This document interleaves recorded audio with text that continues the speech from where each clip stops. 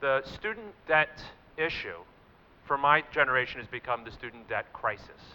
When I look out at my peers, people my age, people younger, they are unable to start new businesses, they are unable to buy houses, and in some cases they are unable to start families because of the crushing burden of student debt. The average person in Connecticut with debt has over $30,000 of debt.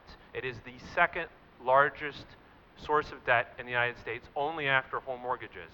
But this burdens the young. And as Governor Malloy just said, it directly relates to economic and social mobility, because the ability to go to college, to go to graduate school, is key to our economic competitiveness. Fortunately, these two bills make a strong first step towards addressing this issue. If you're weighed down by debt, you cannot afford to quit your job to start up the next Google or the next Facebook.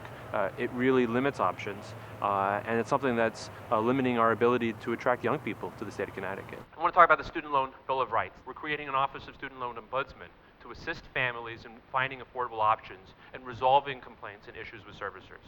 And on the CHESLA bill, we're so grateful that Connecticut is taking the lead, thanks to Governor Malloy's leadership, in refinancing that, and in addition is able to lower the rates from 6.75% down to 4.95%. That's an almost 2 percentage point cut that this legislation is helping to achieve. That is a big difference that's helping Connecticut families save money on day one. This is just the beginning. There's just so much more work that we need to do. Ultimately, I would love to move Connecticut in the direction of having truly debt-free higher education.